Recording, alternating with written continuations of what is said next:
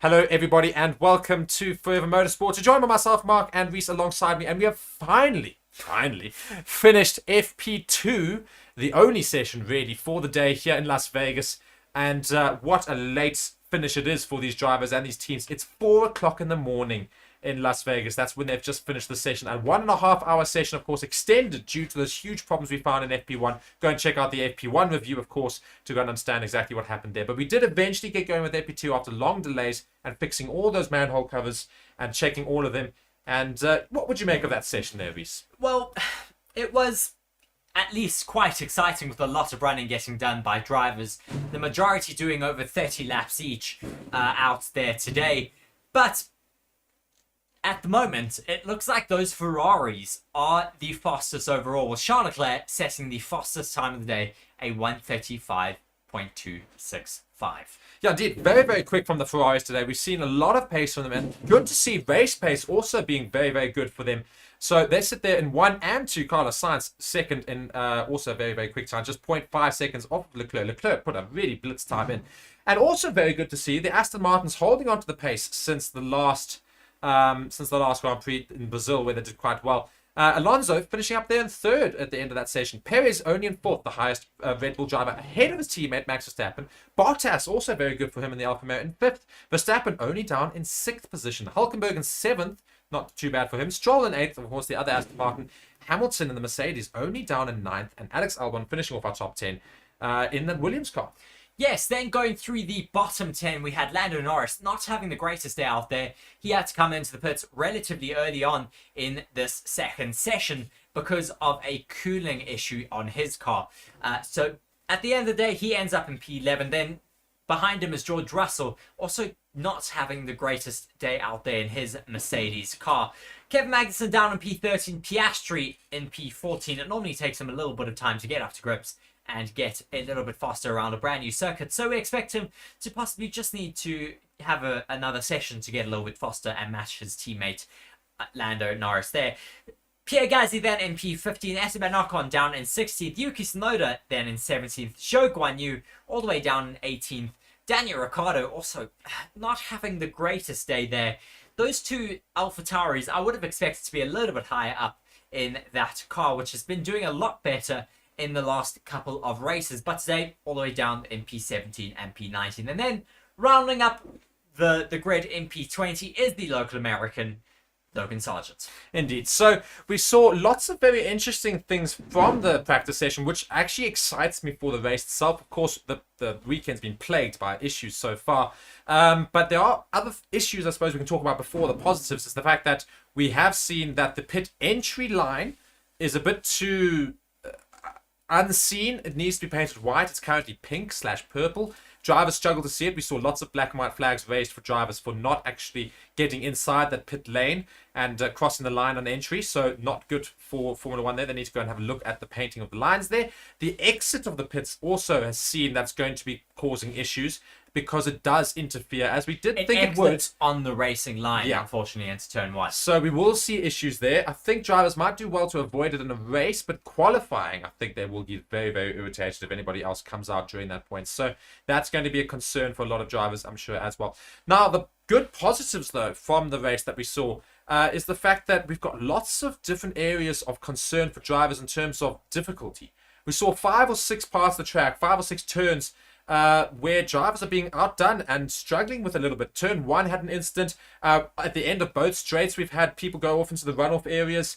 We've gone really, really close to the wall a couple of times. Logan Sargent glanced one of the walls as well, coming out of it. So it's got lots of qualities of street circuit, and that it is very close to the walls and quite dangerous in that regard. But at the same time, it's wide enough for some really good following as well, which is good to see. We saw lots of drivers practicing some overtakes and getting close to everybody, and they could follow for a long period of time, which is not common on street circuits, and that could provide some great racing on Sunday.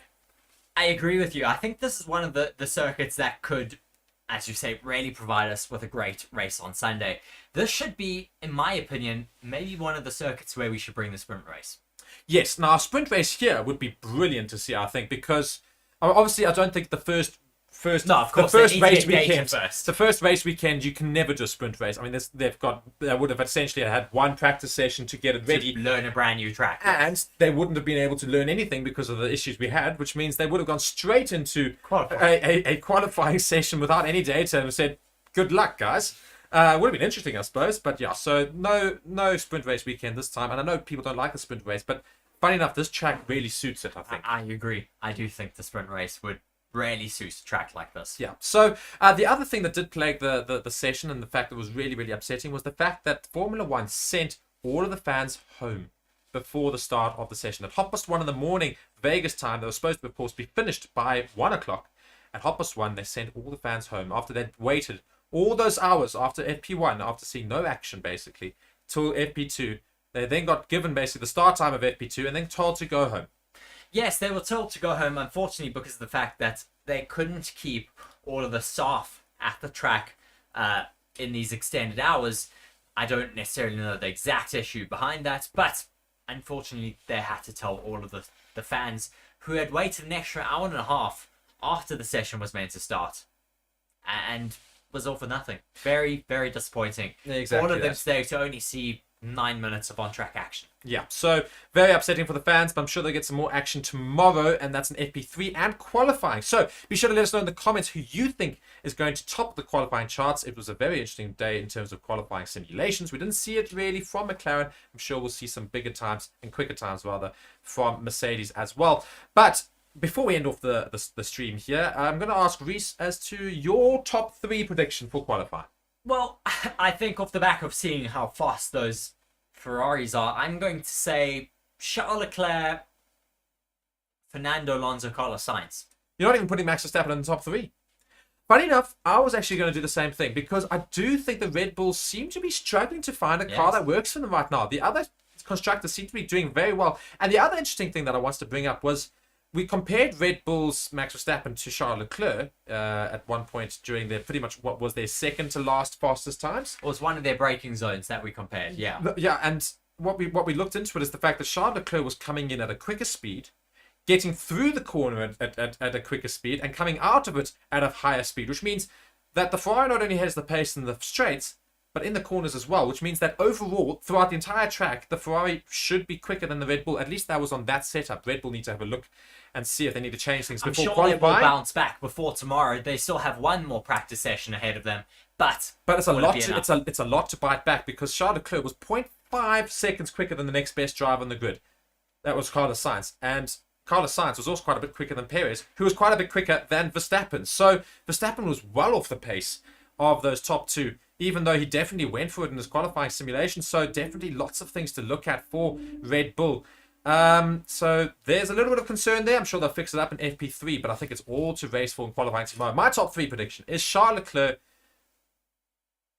Yeah, funny enough, I wanted to try and do differently to you, but I can't. It's Charles Leclerc, Fernando Alonso, Carlos Sainz is my top 3. I think I'm going to add a 4th place position. I'm going to say Max Verstappen in 4th. Yes, and just to add to the news, of course, Carlos Sainz, after that incident that happened in FP1 with the drain cover, he had to take a whole bunch of new components on his car, and unfortunately, due to the fact that he's taking a new energy storage unit, which is outside of the amount of allocated for the season, energy storage units that you're allowed for a season, he is having to take a grid penalty for Sunday, even though it is not Ferrari's fault or Carlos Sainz's fault that they had that issue in FP1. Yeah, so we will find out whether or not that actually does continue on into Sunday. I'm sure Ferrari will appeal it, but at this point in time, we don't have confirmation on that. So we have to assume that Sainz will receive that 10th place grid penalty.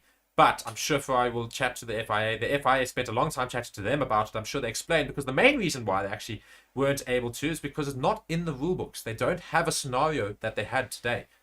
So unfortunately, they're going to have to look into that. But guys, thank you so much for watching Forever Motorsports with myself, Mark, and Reece alongside me. Be sure to go and check out our partners, BITDEFENDER and BOYLESPORTS. Check them out in the description. BOYLESPORTS running an awesome promotion this weekend. Every 50 rand you spend, you get 20 free spins in any of the slot games. And that's really, really cool to go and play. And of course, go and check out BITDEFENDER, the leader in cybersecurity, the global leader in cybersecurity, of course. So guys, thank you so much for watching Forever Motorsports. Be sure to subscribe to this channel, like this video, let us know in the comments what you thought of the session, as well as go and subscribe to Forever Sports, where we'll be streaming all of the sessions for this